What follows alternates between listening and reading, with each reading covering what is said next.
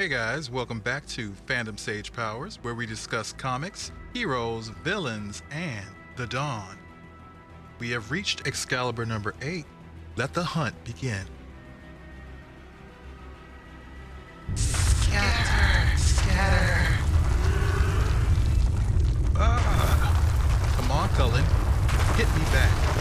You hit me with a good one, I hit you right back. Hit me again and I'll call the authorities. Do I make myself absolutely f***ing clear? Put Rictor down and we can talk about this reasonably. Now you got ugly, and we were being sporty. I don't appreciate you threatening to call the authorities, as though you don't think of me as an authority.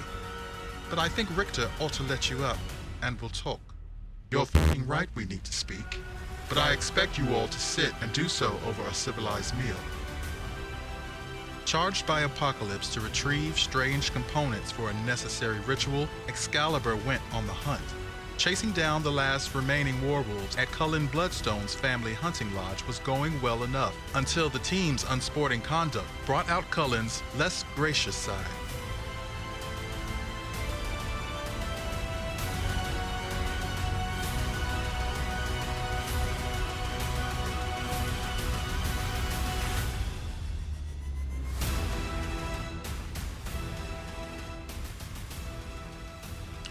Well, I think we got off to a bad start, and perhaps that's on me.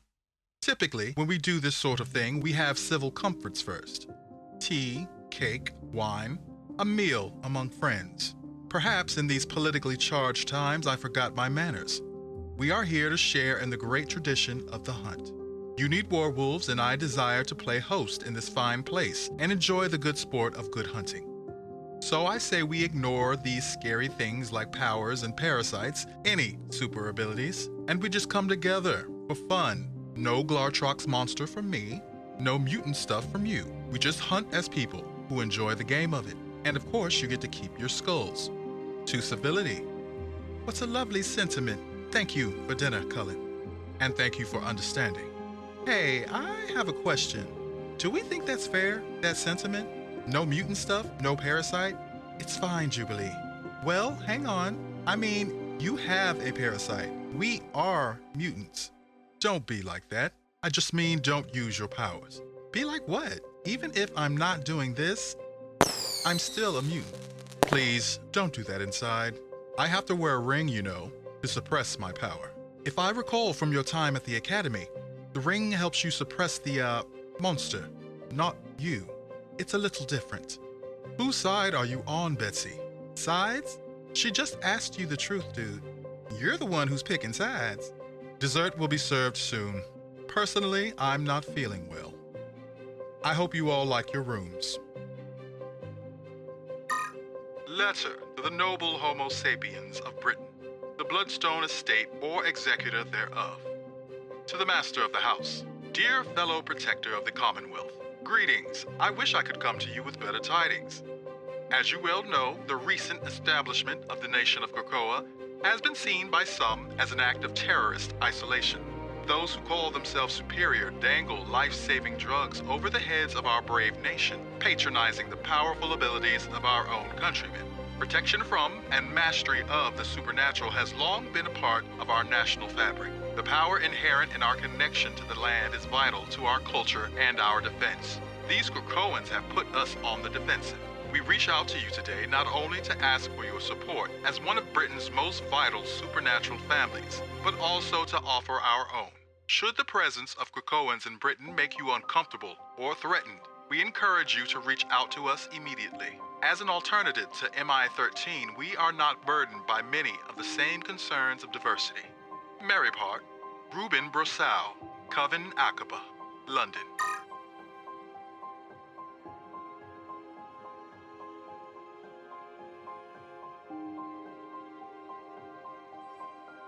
Jubes. Jubes. Jubes! What? I can't sleep. I'm gonna go walk around in the dirt so I can sleep, okay? Okay. Okay, bye. Yeah. My sisters reached out to MI-13 in the past, but they've got mutants on staff. I don't know if I trust them on this account. I might feel safer with an arcane protector. That's why I reached out to you. I don't necessarily agree with all the stuff your coven says, but I just need to let someone know she and her team are here, in case something happened to me. One moment. Rictor, what are you doing out here? Cullen, sorry, I couldn't sleep. Sometimes I need to go outside. It's just, druid stuff. So, you are a druid. That's how you were able to f me up with my own lawn so bad. I don't know about that. I know some druids. I vibe with druids. My last boyfriend was super ancient and Celtic. Probably knows some of the same druids you do. Well, I say boyfriend. I don't think he knew he was my boyfriend. So why are you telling me this? Because I'm tired of all of us homosexuals with superpowers acting like we don't keep track of one another. That's a very human way of looking at it. I'm serious. It's hard enough out here. You know, I really don't think you guys are bad people. It's just scary. All of a sudden, you guys are in charge. But I'm not really here to talk politics. We aren't in charge. We just live our own... Hey, will you excuse me? I'll be right back.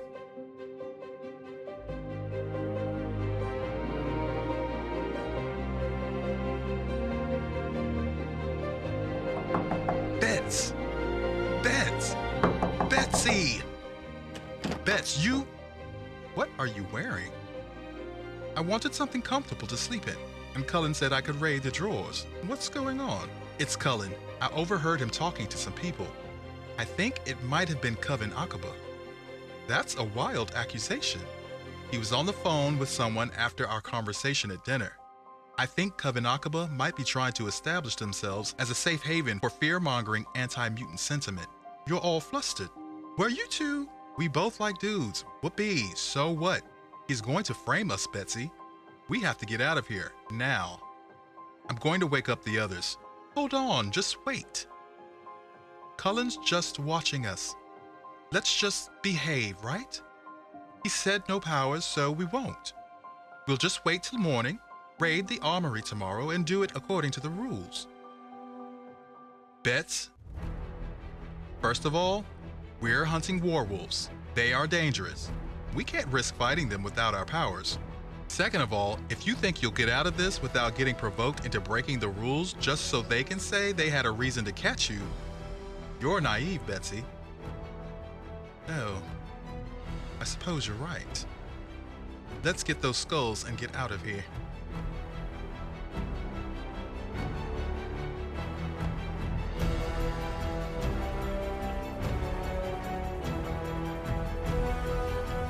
So, are we doing this quickly or quietly? On me, I can try to get you both. I'll go ahead with Remy. Oh, is that how that works? Werewolves wear skins. I trained his powers. I don't know if it'll last, but it's useful for now. Let's do this thing. You could talk like that?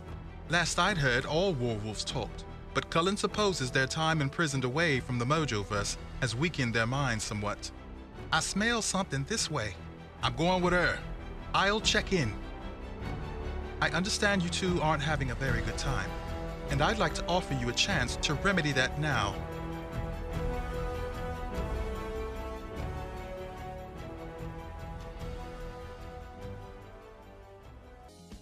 Oh, when I woke up tonight, I said, What in the world? Are you serious? Big mutants. Please don't make me do it. Truly, you're going to make me beheaded for you. What would I even use? It's not like I bring a sword around with me. Well, maybe you should start. I hear something.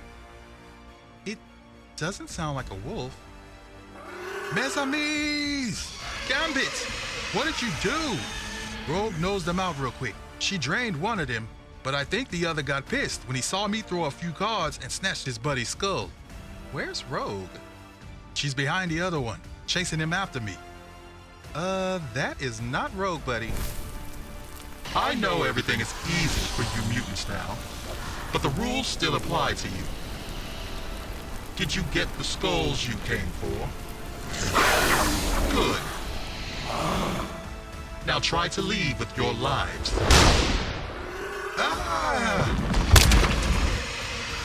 Get off me! I know we should stop that thing, but I don't want to. It's helping us. I told y'all, we may have gotten separated, but she was right behind me. We're going to be crucified if you hurt him, Rogue. He's tougher than he pretends to be. Gives him an excuse. I count 4 skulls. Weren't we supposed to have 5? Looky here. He's got the last one. 2 boys, 1 stone. He's out cold. Probably needs a nap. Let's get him back to the estate and get the hell out of this place. What's the matter, Posh Spice? Little Lord Bloodstone's hunting lodge leave a bad taste in your mouth? Ha! Perhaps it does. Hey, y'all. I think we got a problem. Oh my God. We can't kill it. Y'all, I don't want to either. But we gotta get them all. Don't make Betsy the bad guy. Perhaps we can give it a home. I know just the place. I made myself clear. I require the destruction of their species. Well, that's no longer an option, A. This one belongs to someone, so you'll have to go through me if you want it dead. I have endeavored to work with you, Captain. I requested the heads of the remaining warwolves, not simply 5. Magic is not a currency. One does not buy things with heads. If you could, I would have long ago. Technically, the component is complete. He can't make babies on his own. Their destruction must be a decisive act, not a slow petering out. Well, the ritual is changed now. I'm not letting you kill it. Do what you do best. Adapt. You've been so eager to show all of krakoa your virtues. Show us this one. Mercy is its own kind of power. Perhaps it will suffice at a cost.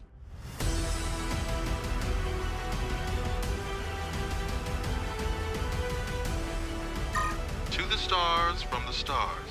Out here, the sky is silent. Harmonious pulses of binary stars and time with krakoa's heart are heard in the quiet refuge of the flowers. These messages come from the stars outside to the stars within us. We share them interpreted from star tongue with our brothers and sisters below. A sword with 2 edges is not the same as a sword with a single edge each. The pulsar known as RxJO 806.4-4123. It is a very bad week to procrastinate. If you sleep facing westward to put your back to the dawn, you will stay up late digging your own grave. Have you a song that is haunting you? Turn it off. It is drowning out your truth. A message for those who were born at sunrise. Trust your instinct. Remember that sometimes your instinct is louder than your ego.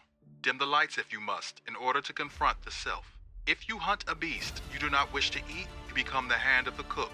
The Methuselah star, HD 140283.